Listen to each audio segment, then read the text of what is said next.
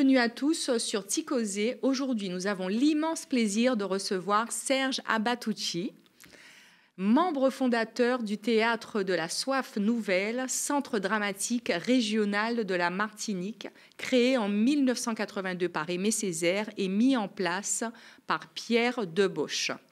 Serge a suivi une formation classique pendant 4 ans avec des maîtres comme Pierre Debauche, Robert Angebaud et Jean-Marie Villemain. Serge Abatucci est également président de l'AFIFAC, organisateur du Festival international du film documentaire d'Amazonie-Caraïbes. Il s'implique régulièrement dans les projets de tournage de la Guyane et soutient les jeunes réalisateurs de courts-métrages œuvrant pour un cinéma indépendant et engagé. Passionné par l'espace théâtral et littéraire afro-caribéen, il a travaillé au cinéma et au théâtre avec des metteurs en scène de renom. Il a mis en place l'atelier de recherche sur la langue du corps, explorant les arts martiaux et les danses martiales caribéennes et brésiliennes. En 1998, il rejoint la compagnie KS & Co et co-dirige avec Evelyne Guillaume le centre dramatique Kokolampoué, où naît une troupe qui naît en fait d'une troupe de comédiens bushinengués. Nous sommes ravis, Serge, de vous recevoir. Merci d'avoir accepté l'invitation dans Ticozé. Merci beaucoup à vous. Merci. Alors Serge, vous êtes comédien, vous avez fait beaucoup de théâtre, vous faites du cinéma. Aujourd'hui, vous êtes à Paris parce que vous avez présenté à nouveau votre pièce qui s'appelle « Moi, Kadhafi », oui. Que vous allez d'ailleurs présenter cette année à nouveau à Avignon. Qui a eu l'idée de créer une pièce qui s'appelle « Moi, Kadhafi ». Pourquoi Kadhafi ? C'est une longue histoire, en fait. Et ça part d'une idée comme ça, mais en même temps comme une plaisanterie de Alain Timard, le metteur en scène. Alain Timard, oui. D'accord, qui est le metteur en scène. Voilà, qui me voit dans une pièce à Avignon, et puis il me dit, tiens, voilà, le projet, on avait tout le temps parlé de faire un projet, de travailler ensemble, et d'un coup, il dit, voilà, le projet c'est moi, pas moi Kadhafi, mais Kadhafi, vie et mort d'un tyran. Et moi, du coup, à l'époque, c'était en 2011, enfin, juste au moment où on assassinait Kadhafi. Et donc, du coup, ça m'a branché parce que c'était le moment aussi où il y avait beaucoup d'attentats, on parlait beaucoup de phénomènes de radicalisation, de choses, des jeunes et tout. Et j'avais vu un spectacle à Bruxelles, c'était des Marocains qui avaient joué quelque chose sur la radicalisation, mais avec beaucoup d'humour. Et puis j'avais trouvé ça vachement bien. Mais en tout cas, ce qui m'avait marqué, c'est que je me disais, mais il y a un truc, c'est comme s'il y avait il y a une impasse ou quelque chose, une retenue que mais il y a des choses comme si on voulait pas parler de la colère ou du mal-être Donc vous, en fait, vous n'aviez pas voulu aborder ce sujet sur Kadhafi, sur ce qui s'est passé. Vous n'avez pas voulu l'aborder sur un point humoristique, mais vous avez voulu aller plus profondément dans l'aspect et la colère qui avait fait, qui avait créé ce personnage. Tout à fait. C'est-à-dire que j'ai comparé des colères d'époque, de temps à partir de justement en rapport avec le temps, l'histoire de la radicalisation. Enfin bref, du coup, l'idée, c'était comme vraiment un joke, une plaisanterie. Mais on a poussé, on a creusé. Alain a invité Véronique Canor à écrire là-dessus. Donc une pièce écrite par Véronique Canor et une idée d'Alain Timard qui vous voit sur scène à Avignon. Pourquoi? Parce que vous portez une djellaba. Je suis dans une pièce mise en scène par Evelyne Guillaume avec nos comédiens Saramaka. Pour la première fois, ils viennent en Avignon. Et non seulement ça, c'est la première fois qu'ils parlent, ils jouent en dialogue. On avait monté des choses qui étaient plus des espèces de contes comme ça, avec du chant, des choses comme ça, mais des choses épiques, mais jamais en dialogue. C'était la première fois, et c'est la première fois qu'ils venaient à Avignon, donc c'était un événement. Et moi, je jouais l'ancien dans L'os de Morlan de Birago Diop. Et je pense que c'est toute cette chose-là qui a provoqué ce regard-là, enfin cette réaction chez Alain, qui m'a proposé cette chose, parce que j'étais en plus habillé en djellaba bleu, l'afro, un petit bouc. Bon, mais ça suffisait pas pour moi. Mais en tout cas, ça avait résonné en moi, en tout cas, cette chose, cette plaisanterie. Donc, du coup, effectivement, il invite Véronique qui écrit une première étape. Elle écrit un biopic, carrément, du personnage Mouammar Kadhafi, avec toute la géopolitique qui va autour et tout ça. Et on fait une lecture à huis clos. Et tout de suite, à la fin de la lecture, c'était évident que... on n'avait pas le fil, on n'avait pas la chose. Je ne me voyais pas la légitimité de jouer ça parce qu'en fait, ça ne me parlait pas. C'était pas de ça qu'il s'agissait. Peut-être pas cette histoire-là qu'on voulait raconter spécialement. Et vous vouliez raconter quoi? Donc, on voulait raconter l'impact d'un personnage comme Mouammar Kadhafi à un moment donné où s'exprimaient des colères dans une période donnée ou qui correspond, comme je disais, à mon adolescence, ou préadolescence, et il y avait beaucoup cette espèce de fantasme et puis il y a même des gens qui sont partis réellement là-bas se former dans ces années-là, et donc du coup je faisais la comparaison avec ce phénomène de radicalisation et comment il y avait quelque chose qui résonnait, qui faisait écho. Et vous faisiez la comparaison avec quoi? Avec le fait de la colère ou le phénomène de radicalisation des gens qui, tout d'un coup, qui se... Et la colonisation. Et la colonisation, exactement. Parce que cette pièce parle beaucoup de colonisation. Voilà, bien sûr, j'ai été la voir. Et donc, dans cette pièce, on parle beaucoup de colonisation. En fait, il y a une espèce de parallèle avec ce qui se passe en Outre-mer, ce qui s'est passé en Afrique noire. Il y a beaucoup d'histoires qui s'entrecoupent. Tout à fait. C'est-à-dire, c'est là, fallait trouver de faux révolutionnaires, de pacotille, de révolutionnaires sur l'arrêt de bus, enfin, voilà, de jeunes qui se perdent. C'est un peu ça, en fait. Oui.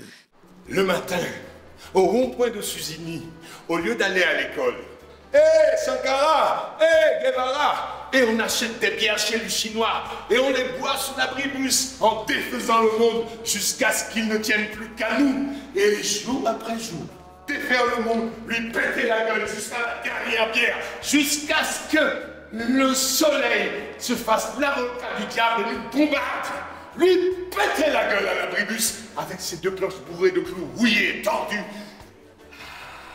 Il n'y a plus eu que ça pour lutter contre les rafales de plomb chaud. C'est un voyage, c'est un chant, c'est un vrai voyage avec plusieurs temps. Parce que tout d'un coup, on est dans une histoire vraie d'un comédien j'en parle de l'histoire qui s'est faite. Et donc, du coup, d'une idée comme ça évolue, et ça a évolué par étapes. Ça, c'était une première étape. Ensuite, on a travaillé avec Véronique en 2 étapes, c'est-à-dire une première résidence chez nous au Centre dramatique au Colampo en Guyane à Saint-Laurent-du-Maroni, où nous avons travaillé pendant 10 jours sur un échange, mais nous avions déjà eu au préalable des échanges avec Véronique sur qu'est-ce qu'on avait à raconter avec ça, et on a travaillé de façon très, très proche. Et puis ensuite, il s'est passé du temps et chacun mûrissait avec cette chose-là. Je sais que Véronique le portait parce qu'elle produisait du texte, et moi-même je le portais en projection en me disant bon, et tous les ans à Avignon, je disais Alain, est-ce que quand c'est qu'on commence? Et ce truc a duré 9 ans, donc avant de sortir en 2022, ça fait 9 ans, de 2011 à 2020. Donc l'histoire, en fait, de cette pièce qui prend 9 ans à cogiter chacun de votre côté, donc en fait c'est une histoire que vous avez un peu écrite à 3 mains, aujourd'hui donne en fait une pièce où c'est Paul, un Paul, pôle, on va dire, caribéen, antillo-guyanais, enfin voilà, à qui on demande de jouer Kadhafi. Et lui qui s'interroge sur ça, et enfin, pourquoi moi je vais jouer Kadhafi? Et il y a quelque chose de schizophrénique qui se trame dans sa tête, dans son jeu, où il fait des allers-retours avec la réalité, et puis tout ce qui se passe aussi dans les territoires, on va dire, des Outre-mer. Absolument, on est dans un espace mental. C'est ce qui est donné à voir au spectateur, c'est justement quelqu'un qui dit pourquoi, en fait, qui raconte l'histoire de pourquoi on lui donne ce rôle, et puis tout d'un coup ça lui parle et il s'entraîne et il cherche tous les arguments, toutes les raisons qui justifieraient qu'il dise et qu'il parle à ce nom-là, en ce nom-là.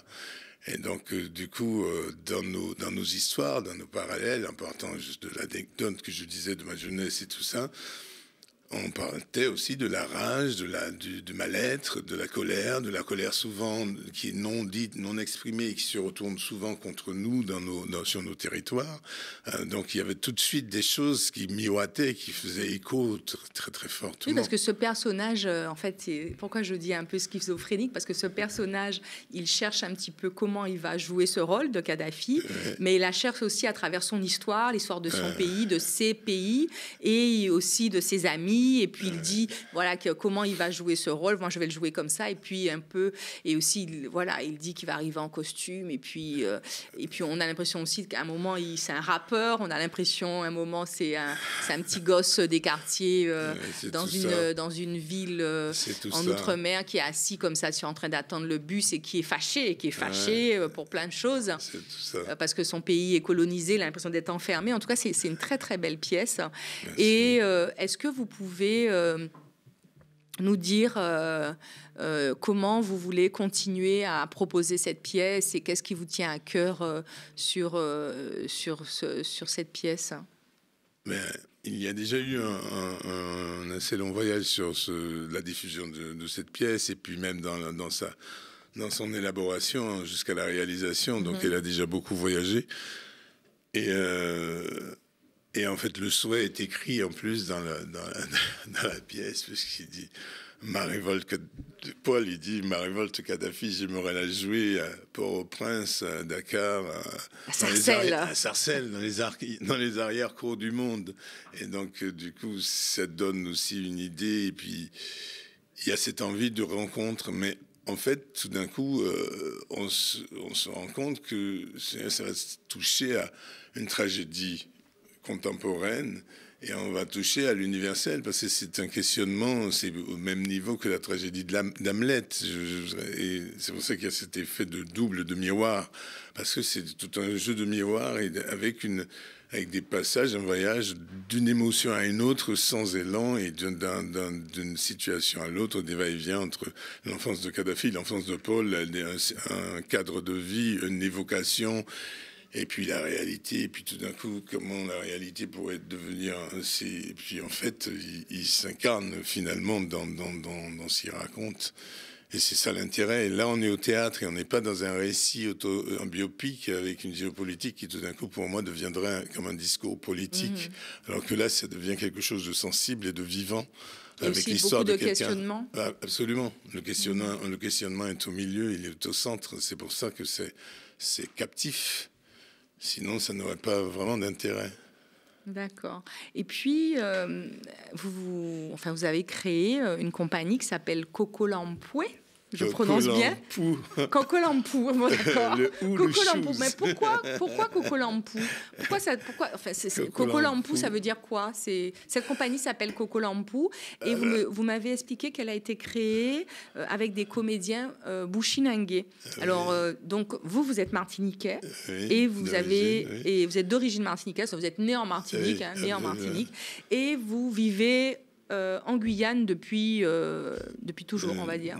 Une vingtaine d'années. Donc vous avez adopté la Guyane. Oui. Et ce théâtre, Kokolampou, s'appelle Kokolampou. Peut-être justement. Et pourtant, ça s'écrit O-O-E. O-E. O-E. C'est comme le ou de chose. C'est Ah, O-E, c'est le ou. d'accord. Donc, c'est un peu le créole surinamais, mais c'est le créole on dit le Mawina Tongo, c'est un peu la langue qui est parlée sur ce territoire-là, qui est un mélange de surinamais et d'anglais, enfin des langues du fleuve. D'accord. Et Kokolampou, c'est employé par tous les gens de ce coin-là. Et qu'est-ce que ça veut dire, Kokolampou? Kokolampou, c'est une petite lampe à pétrole qui fait aussi écho à quelque chose. Et quand on a commencé à monter le projet, c'est devenu le centre dramatique Kokolampou. Mais au départ, c'est un laboratoire sur 5 ans avec des rencontres avec les cultures.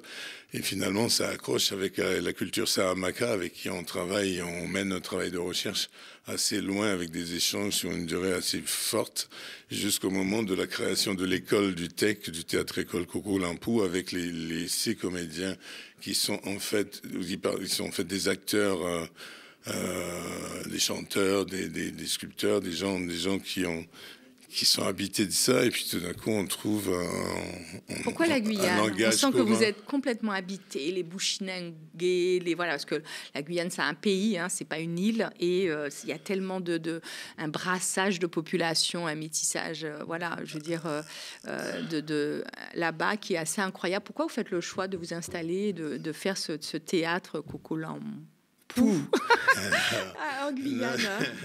Non, mais je dirais peut-être que c'est peut-être le contraire, c'est peut-être la Guyane qui nous a pris dans ses bras, comme me disait une amie guyanaise, et je pense que oui, parce que on a commencé des relations comme ça, comme dirais-je, très ponctuelles et avec des rendez-vous pendant 2 ou 3 années avant de rentrer, de tomber dans la forêt guyanaise ou à Saint-Laurent sur le fleuve et d'être emporté et d'être pris là et non pas être emporté.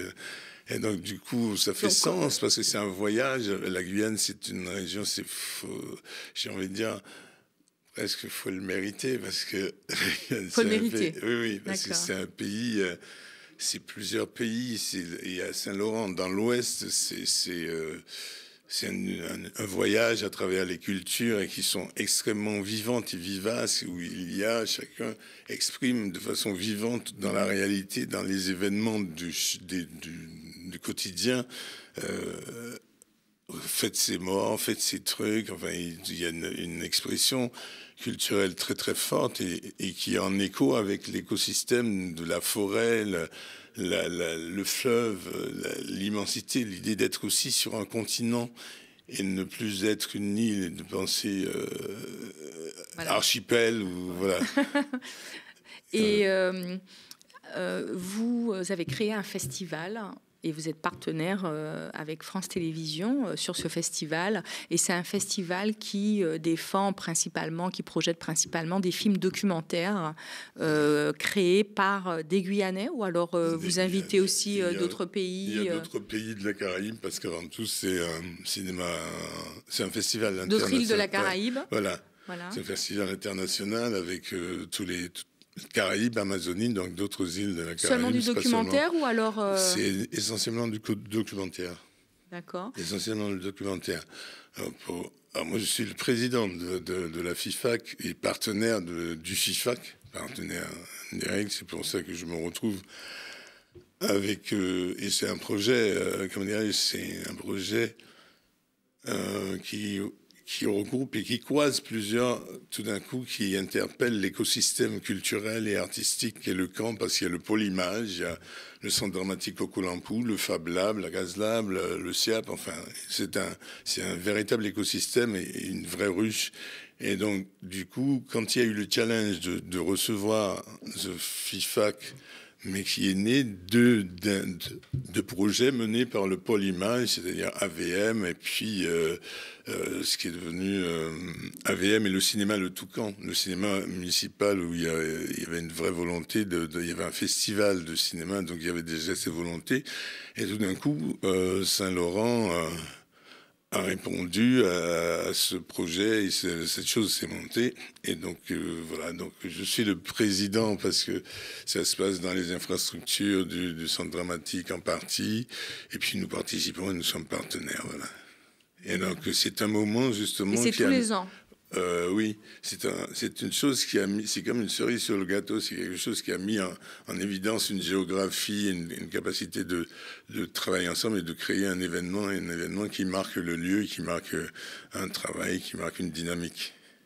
D'accord. Et donc, c'était dernièrement ce festival? C'était il y a combien de temps? Oui, ça se déroule en général à quelle période? Au mois d'octobre, mais ça a déjà bien 6 ans. 6 ans. Parce que je crois qu'on va à la 6e édition, là, maintenant. C'est 2019, oui. Revenons à cette pièce, Moi, Kadhafi. Donc, les prochaines dates, c'est quoi? Parce que là, vous étiez à Paris, c'est terminé à Paris. Vous avez joué aussi en Guyane, d'accord? Et là, les prochaines dates, c'est Avignon. Oui, prochaine date Avignon, à la chapelle du Verbe incarné, c'est du 5 au 21 juillet. Juillet. Et ensuite, est-ce que vous allez rejouer cette pièce? Est-ce que vous attendez encore j'espère que oui. Vous m'aviez parlé du Sénégal. Sénégal, et puis on a déjà goûté à l'Afrique en passant par les Grecs théâtrales à Ouagadougou, au Burkina Faso. Et donc on espère que ça va continuer. Ça va continuer par là, quoi. Il y a un vrai désir de ça. Est-ce que le cinéma, vous avez abandonné ou alors vous êtes tellement à fond au théâtre que vous n'avez pas le temps? Non, moi je suis ouvert à tout, mais c'est tout d'un coup, il y a quelque chose qui se dessine, en fait, qui est la vie, et du coup, je suis devenu un fabricant. Donc c'est pour ça, il y a tout un aspect artisanal, et je pense que je suis vraiment un artisan, parce que bâtisseur, un artisan bâtisseur, parce que artisan bâtisseur. Oui, parce que tout d'un coup, je me retrouve au milieu du bagne, l'ex-bagne, dans un projet de développer, et cette chose prend. Et je ne suis pas tout seul. Il y a ce sont des volontés croisées. Ouais. Et puis, tout d'un coup, en me rapprochant, je comprends que c'est pas une histoire qui est facile à porter. Et il y a des gens qui voulaient raser ce lieu. Et en même temps, s'il faut raser toute la Guyane, parce qu'en fait, le bâti de la Guyane vient de l'administration pénitentiaire. Donc, on jette son histoire, ou alors on est vivant. On en fait quelque chose. On transforme. Et donc, du coup, on se retrouve au cœur de ce projet-là. Mais on n'a pas décidé comme ça. C'est une synchronicité de volonté comme ça. Au niveau de la mairie de Saint-Laurent, l'État, enfin la DRAC à l'époque de Guyane. Et puis, on rentre en contact avec ça. On était déjà dans des projets, comme je disais, en pointillé, en Guyane. On avait déjà fait la rencontre avec Maski Lili, qui nous avait rencontrés sur un projet justement avec une création avec la compagnie KSNCO, avec les metteurs en scène de Moscou, du théâtre d'art. Et donc, metteurs en scène de Moscou qui sont arrivés de Moscou pour travailler avec la Guyane. Oui, parce que KSNCO, c'est d'abord la naissance de KSNCO, c'est d'abord cette connexion d'Evelyne Guillaume avec le 5e studio du théâtre d'art de Moscou. Wow. Donc, Moscou, la Guyane, oui, mais avant moi, Kadhafi, la colonisation, c'est non, voilà, ce sont des rencontres qui sont faites comme ça. C'est encore l'histoire et encore ce que je raconte, ce n'est pas de là, ça date des années 90, 2000. Donc cette rencontre avec Moscou s'est faite dans les années 90. Oui, la rencontre avec Moscou, c'est Evelyne Guillaume qui a traduit et qui a fait une tournée avec des comédiens et metteurs en scène du 5e studio du théâtre d'art de Moscou, qui est le théâtre créé et fondé par Stanislavski. Donc Evelyne, alors c'était Cinzano. Elle faisait le doublage, enfin elle traduisait en simultané. Et du coup, ensuite, avec ces metteurs en scène, est né plein de projets. Alors, il y a eu un projet Paris-Moscou-Martinique. Et en fait, dans le Paris-Moscou-Martinique, on s'est retrouvé avec des comédiens d'Haïti, de Guadeloupe, sur un projet qui était Et ça date de quand, ça? Ça date de... Waouh! Ça De longtemps. Ça date de très longtemps, excuse-moi. Et vous continuez à collaborer ensemble, à créer Oui, ça a duré un certain temps. On a fait plein de choses. Et puis, ça s'est arrêté dans les années... Ça s'est arrêté dans les années 2000. Ça s'est arrêté par rapport à la situation de la Russie, justement, qui traversait une espèce de crise où c'était assez difficile d'accès. Donc, on a ce projet s'est un peu étouffé. On n'est pas étouffé, mais c'est dilué. Dilué. Ce qu'on portait, on l'a porté. Donc, le théâtre-école qui donne le projet Coco Lampou, centre dramatique, ça vient aussi de ça. Et c'est Evelyne, surtout, qui portait le projet d'école. Moi, le projet et on était compagnie nomade, on a commencé à travailler, on s'est retrouvés, c'était surtout un truc nomade où on pouvait monter des projets avec des comédiens de différentes places. Sur un projet, on se réunissait avec un point central, un point d'ancrage, un producteur, coproducteur, et voilà. Et les prochains projets? Les prochains projets, au jour le jour. Rien de... Non, il y a des grandes perspectives, il y a plusieurs lignes, mais les projets à venir sont l'ouverture, la ligne, je dirais éditoriale, j'ai envie de dire que c'est l'ouverture vers l'extérieur, parce que on a mené pendant longtemps un travail à l'intérieur de l'intérieur, on a fait venir du monde, on est parti, mais on était beaucoup plus concentré sur la transmission et donc sur quelque chose. C'est pour ça que je parle d'artisanat, parce qu'il a fallu bâtir le théâtre, cette chose, quoi. Créer un abri. Et heureusement que la mairie de Saint-Laurent avait des projets comme ça sur le camp de la transportation et que on arrivait fort à propos, puisqu'il y avait on arrivait avec un projet de théâtre-école. Et donc, du coup, il y avait le projet de faire un lieu culturel, un centre culturel de rencontre. Enfin, il y a eu plein de projections comme ça de ce lieu. Ce qui fait que nous, on a bâti on a démarré, on a posé la première pierre, en fait. Parce que les cases prison, elles étaient déjà rénovées. Mais il fallait mettre l'activité en route. Il y avait des activités, il y avait une activité extraordinaire qui était les Transamazoniennes, qui était un festival avec plein de groupes de la Caraïbe, de reggae, de stars, et puis avec un tremplin avec le fleuve. Ouais, musique. Un tremplin avec les musiques du fleuve, les musiques locales, amazoniennes, et tout ça, c'était puissant. Et ça n'existe plus? Non, ça n'existe plus depuis un moment. Ça a été repris dans les années 2000. Mais en tout cas, c'était un moteur. C'était des défricheurs. Et donc, du coup, le théâtre s'est implanté parce qu'on a abrité un projet de création qui s'inscrivait dans le social, enfin, qui s'inscrivait dans le territoire. Dans le territoire et dans ce que la mairie aussi voulait faire. La mairie, oui, dans la volonté de nous accompagner. Une volonté aussi. En plus, oui, d'accord. Tout à fait. Elle nous a ouvert la porte parce qu'en fait, on était dans une espèce de laboratoire tranquille. Justement, c'était le contraire du bagne de la prison. C'est un lieu effectivement qui est comme protégé, qui permet une certaine concentration, à méditer, à faire, à créer, parce que la contrainte aussi, et puis je me rends compte que ça crée une dynamique, ça crée même une empreinte réellement, non pas du bagne de prisonnier en intérieur, mais ça donne quelque chose. Ça donne quelque chose et ça permet de créer. Est-ce que vous avez beaucoup de jeunes, il y a eu beaucoup de jeunes qui venaient, qui apprenaient. Est-ce que c'était quelque chose qui intéressait la jeunesse Dans un premier temps, dans l'école, la création de l'école, on a fait ce laboratoire pendant 5 ans avec les amis. Il y a eu des créations avec ces comédiens Saramaka, donc qui faisaient cette troupe. On a travaillé pendant un moment jusqu'à la création de l'école.